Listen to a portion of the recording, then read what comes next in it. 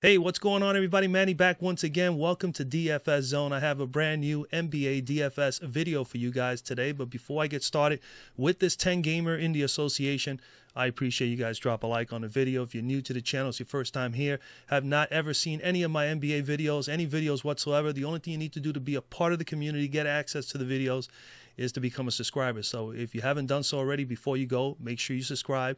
Also, don't forget to put on that bell icon, turn that on, click on it, make sure that that is on, so this way you don't miss out on any of my new uploads. With that being said, today is Friday. It is November the 22nd, 2019, and we have, like I said, a 10-game slate in the association. Before I move any further, first things first, tomorrow I will not be doing a video tomorrow. I got a number of things I got to finish up. I've been doing some little renovations in the house, and I've been falling behind on that because I've been so caught up with DFS. But I definitely need to take a day off. Even though I took off a day yesterday because of the 2-game slate, I will take off tomorrow. Those of you that are part of my Patreon page and are members there, you will still get your membership services are going to still be rendered to you. Don't worry about that. I will find time to sit down, analyze, do my research, and get the best possible place for you on that player pool. Or if you're involved with the GPP cash value lines, I'll do that as well. All that's going to stay the same for the next 2 days, but tomorrow I'm taking Saturday off so I can finish up some renovations at home. But I will be active on Twitter and so on and so forth. So again, just, if you want to speak to me about anything, just hit me up. You could comment down on anything on this video here as well. But I'm going to definitely take Saturday off. And of course, Sundays, I do not do videos because of the NFL. So I'll be back again on Monday. So I'm going to take the next 2 days off to finish up my renovations at home. And then Monday, I'll be back on track. But those of you, again, like I said, are a part of my Patreon page, you definitely will get your information as scheduled. Okay. Other than that, hey, if you had never been here before, I also do a weekly giveaway here on this channel for that actual player pool, which I have that where you can be able to get access to on Patreon. So if you are not a member there yet, definitely go down to my Patreon page. The link is in the description of this video. Just click on that, go down there, check it out. I got a couple of tiers. I got weekly tiers and monthly tiers. You can, decide which way you want to go. But the bottom line is, at the end of the day, I will be able to send you that information. It'll be up there, posted, ready to go for those members. And if you're not a member already, definitely go and check it out. But I do give out a player pool, the same player pool that you can get access to on my Patreon page. I do a weekly giveaway here every Monday. So the only thing you have to do to be a part of that, if you're new to the channel, is like the video, comment down below anything regarding the slate. And at the same time, make sure that you are a subscriber and you are in that drawing for next Wednesday. You will get the player pool for the entire week, the longest there is a game during the course of the week. But all 7 days of the week you will get for 1 week, totally free. Okay, and that's my way of saying thank you for being a part of the community here. Okay, so again, I'll be back on Monday. All right, let's get through this slate right here real quickly. Okay, at point guard at the top, we got Luka Doncic. Man, what can we say about Luka? He's just been on fire. He has been absolutely just balling his butt off. 12,100. His price tag is getting up there, but at the same time, it seems like he always exceeds his last price tag, so he seems to have still more and more upside. And again, this is a great matchup. I will have some exposure to Luka Doncic. I'm going to be honest with you. I always do have a little bit, but I think a little bit more than norm tonight, even though it is a 10-game slate. Key thing about the 10-game slate, just a reminder, remember, I am a GPP player. I play multiple lineups. I will have at least 2 core lines in my lineups tonight. So just make sure you try to do the same. It is very tough on a 10-game slate to just decide on 5 solid plays and say, hey, these 5 or 6, I'm going to build my lineups with these 5 or 6 guys. You can. No, I'm not saying you cannot. I'm just saying it's very tough to do with a 10-game, 11, 12-game slate, even as high as 8 or 9. I always sometimes find two lines that I really want to go with and then build around them. And, today is not there's really not much value at all today, at least not at the moment. Maybe by the time the day ends, they might be. But at the moment, they ain't a whole lot. So Luka Doncic on the top, I have no problem with it. With the top dogs at the top, granted, real quickly, I think, you got LeBron, you got Doncic, you got Harden, you got Davis, Embiid. You got a couple of top-tier guys up there at the top, and obviously Doncic being the highest-priced player on the slate today, and I think he has the greatest upside going up against Cleveland today. Already put up 60-somewhat against Cleveland the first time they played. But Luka Doncic is in play, so if you wanted to go there, I have no problem with that. My only concern with the game is that Dallas is favored. They are at home. And Cleveland, my gut feeling is that Cleveland will keep this game relatively close, and that'll give Doncic more than enough time to actually make value or maybe even exceed it. But I actually like the Cleveland plays here, like Love and Nance and Tristan Thompson. Those the front courts here among each other. That's going to be the key in this game. You know, if you're going to base on playing Doncic, you want Cleveland to play well here, and you want those front three, which I think that's where Cleveland's strength is at in this matchup, is with Nance up front and of course Tristan Thompson and Kevin Love, because between all three of them, they can get about 28, 30 rebounds a game among them three. So Doncic and KP, you know, they pretty much come in at around 20 to 21, 22 per game, maybe even more than that. But that's going to be the key there. But I think Doncic is someone you can consider because he has triple-double upside and so on and so forth. I do like Trae Young, and I'm going to speak a little bit about Trae Young. I'm not certain yet if he's going to be one of my cores, but I do like him a lot here, and I don't think people are going to be on him. I'm going to add him here for now, but Trae Young at the top, I do like his matchup here against Detroit. They are playing in Detroit, but the last time he played Detroit, he put up huge numbers. He put up, and that was actually the first game of the season, he put up a 57 spot. We know he has 60-point upside. The kid is shooting 44% from the floor, 36% from three. If he shoots well from three, which right now he's taking about 6 or 7 shots per game from three, with his usage rate at 34, 35%, we know he is the major key piece of offensive weapon that Atlanta has. And he needs to be he has to be shooting perfect for Atlanta to even stay close enough in the game, which I think they will be.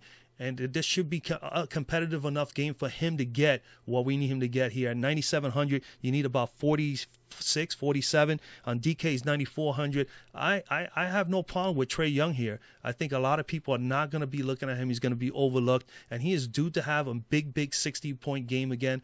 I think that tonight is one of those days he's got a shot to do it. And again, look at the numbers here. Over 33 minutes a game. Last two games, 30, 25, and 31 from the floor. He can get you a double-double. He has 60-point upside. And the thing I like best, he's shooting 44% from the floor, 36% from three, 82% from the free throw line. He gets to the free throw line often.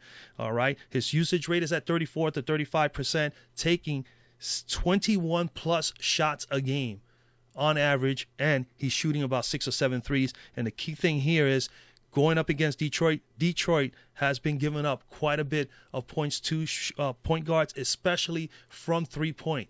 38%. They are the fourth. That's the fourth worst defense against opponent three-point shooting in the league at 38.7% coming into this matchup. Detroit 29th in defending point guards, allowing only 29.4 fantasy points per game. But again, we're talking about one of the top premier point guards in this league as a scorer, as a guy that definitely makes a lot of things happen, has high usage, gets plenty of minutes, and of course takes more than enough shots, and is the most important piece to the puzzle here offensively for the Atlanta Hawks. So Trae Young, for me, is in play. They have, in the last 4 games, these are some of the people they have faced. Satoransky put up 33, Rozier 36, Nunn 33, R.J. Barrett of the Knicks 37, and these guys are just right there in that 5,000, 6,000 range as far as point guards are concerned. We're talking about a top-tier point guard here. He should be able to make value and exceed value here tonight. So I do like Trae Young here, and I think he's going to be one of the more least popular point guards today. Other than that, Russell Westbrook, great spot, 9,000. I'm okay with it. He's going up against Paul George, his teammate. Paul George going up against Russell Westbrook in opposing uniforms. It's going to be really intriguing tonight. Very interesting to see how the Clippers and the Rockets play against one another and who's going to defend who when crunch time comes, because this game should be competitive throughout. And then you got 4 superstars on the floor.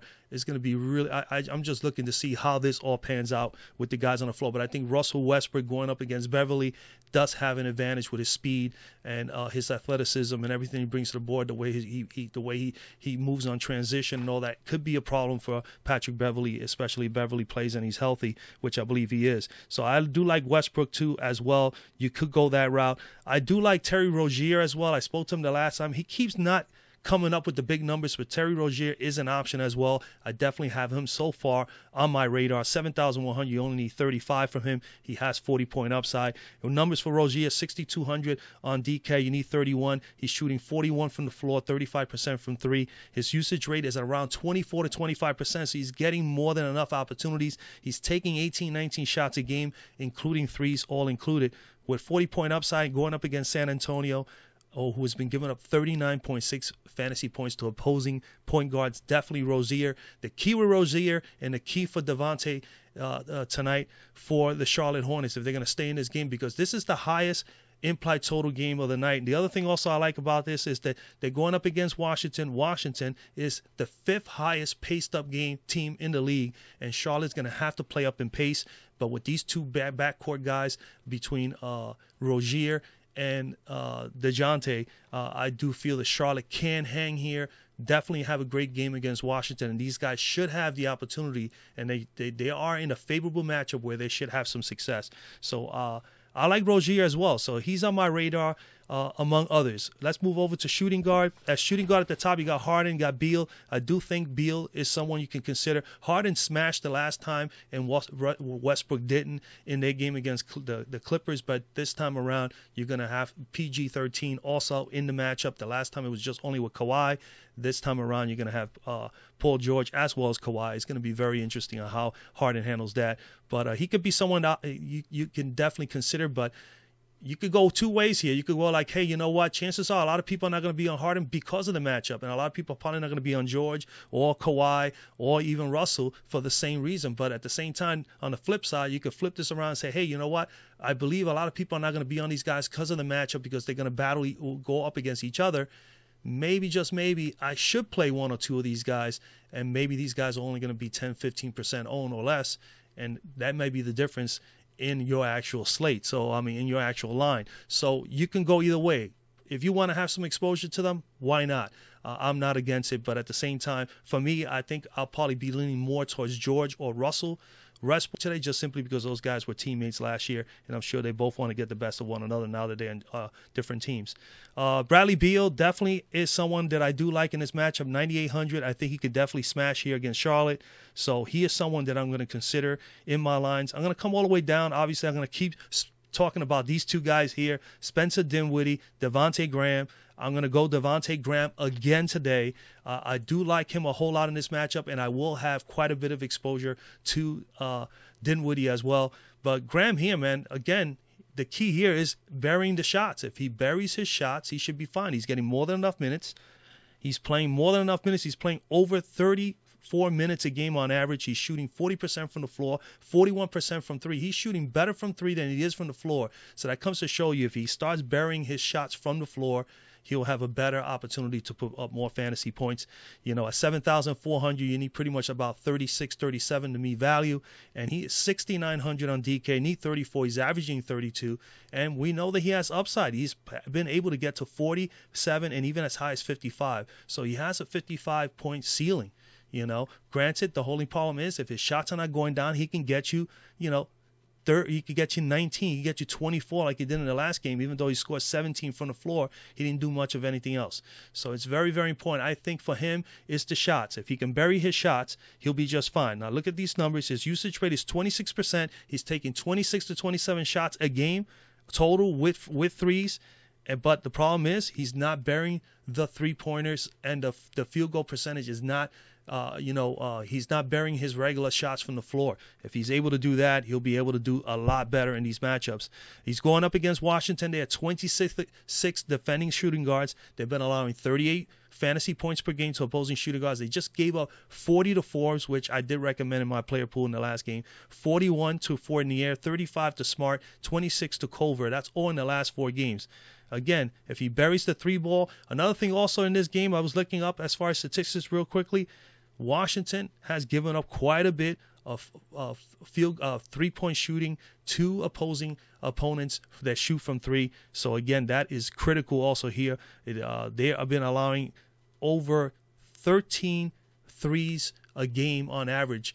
Opponents have been able to bury on Washington. So again, paced up game here for Charlotte, but a great opportunity for Devonte Graham as well as Terry Rozier to take advantage of that three-point strike and bury some three-pointers. But they got to go down. If they don't go down, then these guys are going to go down as well. So Devonte Graham in play for me. Like I said, I do like Dinwiddie, 7,500, 7,600 on DK. I'm okay with that. Sacramento's 20th defending shooting guards and allowing 31.7 fantasy points per game.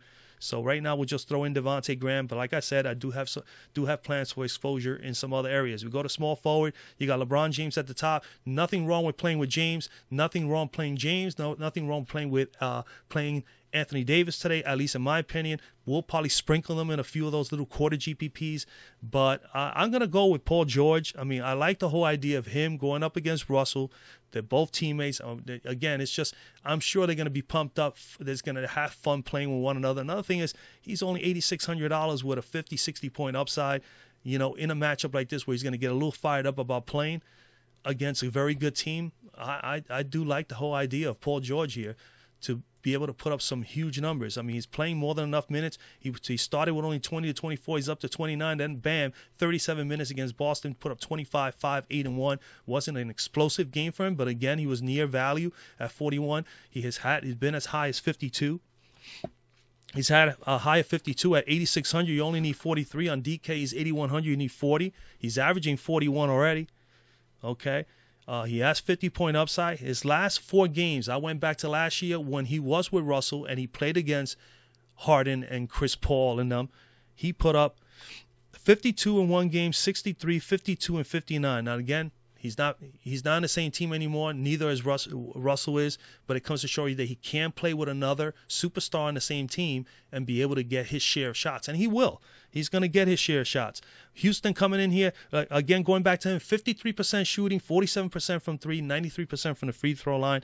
In his last 2 games, his usage rate has been up to 29%, and he's taking 16, 17 shots from the floor and 9 shots on average from 3. So that's over 25, 26 shots a game just from Paul George, even with Kawhi in the last matchup. So, again, the key here also, as you can see here, and he's given up a lot of turnovers, man. He's turned over quite a bit in the last 2 games, 12 turnovers. He's got to clean that up. If he cleans that up, that's actually more fantasy point totals for us. But again, I do like him here a whole lot. Houston is 13th in defending small forwards, allowing 27.7 fantasy points per game. They did give up 31 to Barton and 53 to Kawhi Leonard without a Paul George 5 games ago. So again, I do like the matchup for him here. So Paul George is in play for me. Grant, again, this slate here today, easily 2 core lineups, and easily you can go with a nice little balanced lineup with $6,000, $7,000 players, and I think you will do just fine. All right. Okay. Some of the options here, man. So again, you could go LeBron. I do like Paul George. I like also Larry Nance here because, again, like I said, for Cleveland up front, these are the key guys: Nance, Tristan Thompson, and Kevin Love. If those guys can rebound and get easy buckets for Cleveland and really neutralize a little bit of the rebounding from Doncic and KP, it'll give Cleveland a chance to hang in here long enough in this game for Doncic and, of course, for some of the Cleveland guys to have good fantasy point games. So Larry Nance Jr. versus Dallas, I do like. They've been giving up 35.5 fantasy points per game to small forwards, which is a plus. In 2 straight games, he has had at least 32 or better. And, of course, he brings to the table the rebounding, which is important. And he's capable of getting you blocks and steals. He's a pretty decent defender. He at least makes an effort to defend. Okay? So I do like Larry Nance there if you wanted to go there. I'm sure there are others on my list, but I can't go over everybody. Power forward. At the top, Anthony Davis is in play. I mean, I would probably prefer, like I said, Doncic and maybe even LBJ. Kawhi Leonard in play, $9,800 under $10,000. Not a bad play.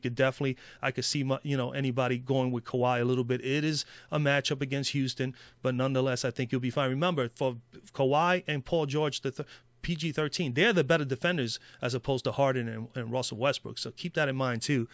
These guys have a better chance of getting more peripherals, getting more steals and possible blocks. Is Kawhi and Paul George. So that's the upside you got to look at here when it comes to Houston versus LA with the 2 superstars on each team. So at the bottom here, we got Bam Adebayo. I do like his matchup with Chicago. I think I will have some exposure to him. Remember, he's going up against Chicago, but he is the starting center. So here on FanDuel, he is power forward, but he's center eligible. So he's PF and C center eligible on DK, so you can go that route. 8,600, 43 you need. He's 8,000 on DK, 4,000.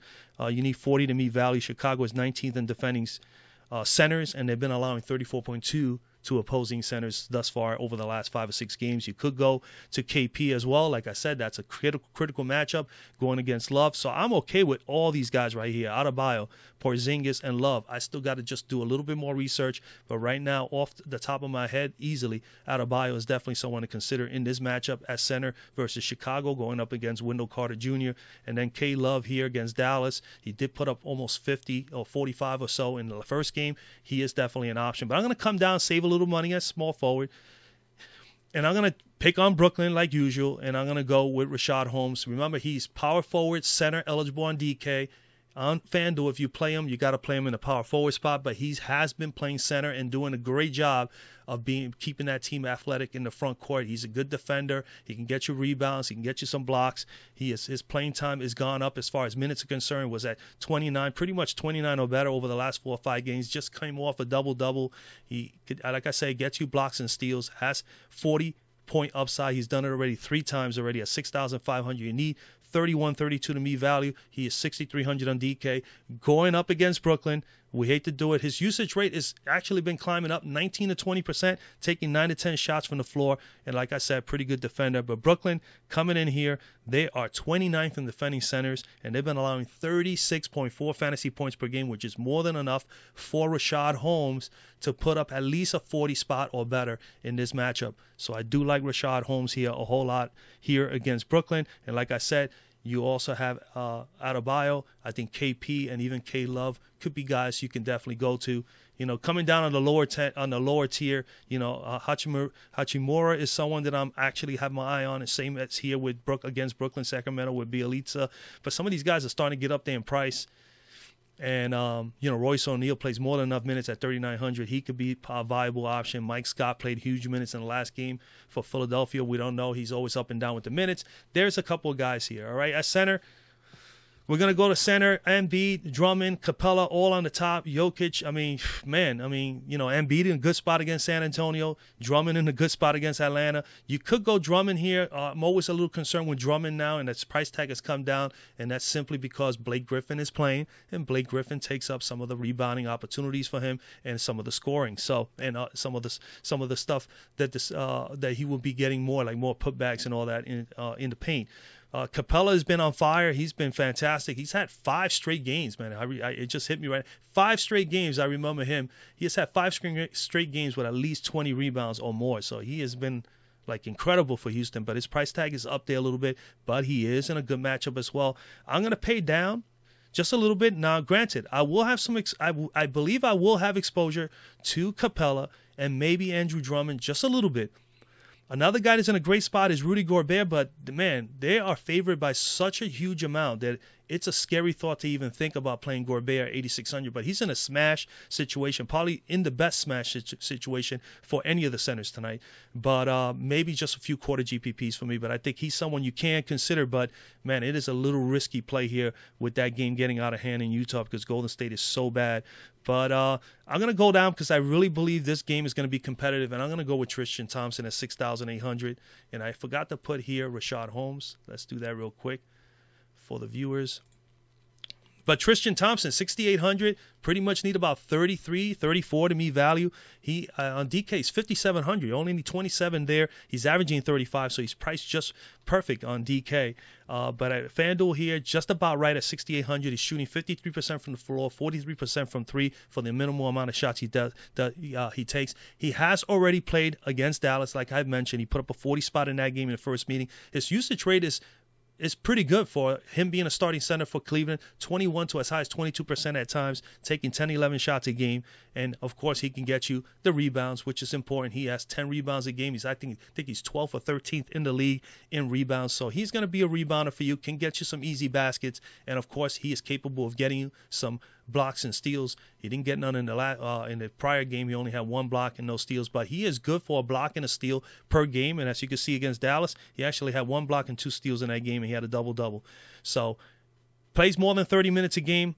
I think the matchup is good for him. He's going up against Dallas. Dallas has been allowing 37.9 fantasy points per game, okay, to opposing 37.4 fantasy points per game to opposing centers, and they are 7th in defending centers. So again, Tristan Thompson, just I think the matchup, just simply like I said, Cleveland's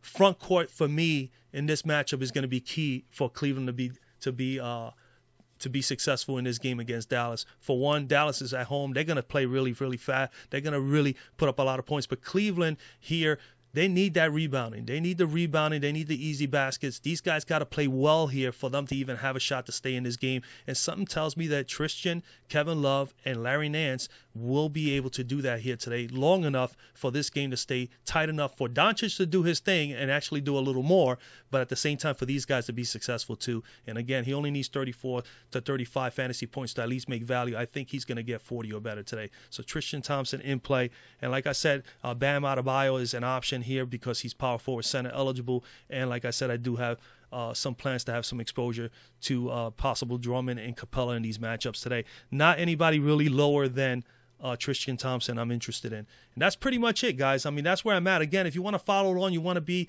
a member at my Patreon page, again, go to the link in the description of the video.